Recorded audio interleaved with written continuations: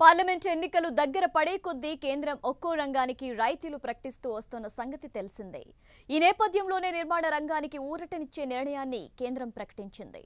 ప్రస్తుతం నిర్మాణంలో ఉన్న ఇళ్ల అమ్మకాలపై జీఎస్టీని 12% నుంచి 5%కి తగ్గించింది. దీంతో ఈ నిర్ణయం రియల్ ఎస్టేట్ రంగానికి ఊపిస్తుందని ప్రాథమిక అంచనాలు నెలకొన్నాయి.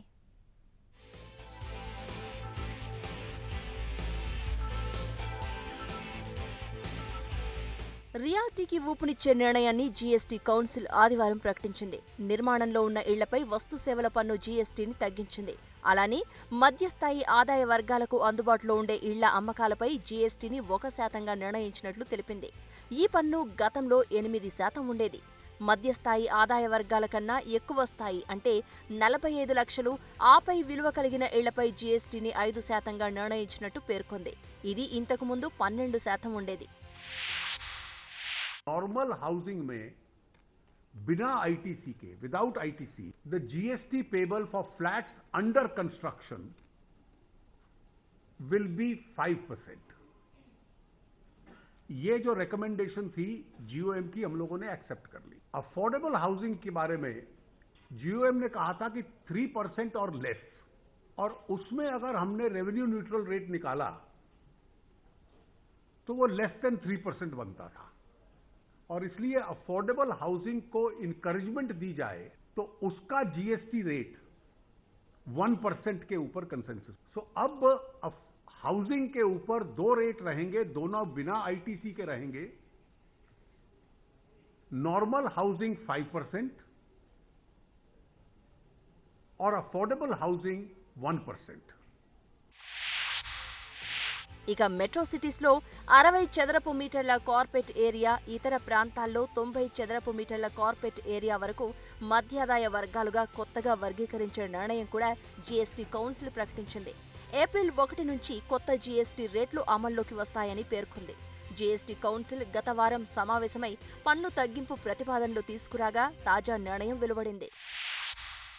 జీఎస్టీలో ఇది శుభ పరిణామము కాకుండా ఇన్పుట్ క్రెడిట్ తీసుకురాకపోవడం వల్ల మళ్ళీ కొంత భారం పడుతుంది. సో ఈ భారంని డెఫినెట్గా మళ్ళీ కస్టమర్కి పాస్ ఆన్ చేయవలసి ఉంటుంది.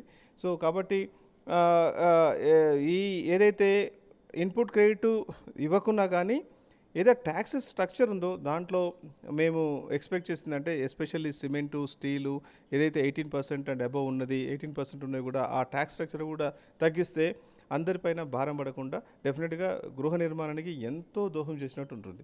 జీఎస్టీ కౌన్సిల్ అయితే ఈ జీఎస్టీని రియల్ ఎస్టేట్ రంగం మీద 12% నుంచి ఈ 5% తీసుకొచ్చారో ఇది ఒక విధంగా ఇమ్మీడియట్గా కామన్ మ్యాన్ మీద మరి ఎవరైతే సొంత గృహాలు పర్చేజ్ చేసుకోవాలనుకుంటారో ఏది అండర్ కన్స్ట్రక్షన్ అంటే నిర్మాణంలో ఉన్న భవనాలలో ఎవరైతే కొనాలనుకుంటారో వారికి ఇది ఒక మంచి పెద్ద ఊరటనే.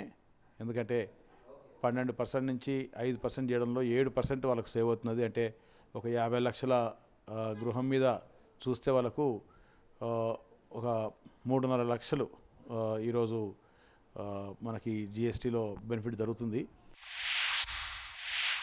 అలానే 2022 నాటికి అందరికీ ఇళ్లు అనే నినాదం సాకారానికి కూడా ప్రస్తుత నిర్ణయం సాయం చేస్తుందని కేంద్రం చెప్తోంది. తాజాగా సవరించబడిన పన్ను రేట్లతో కొనుగోలుదారులకు 6 నుండి 7% వరకు ప్రయోజనం కలగనుందని అంచనా వేస్తున్నారు.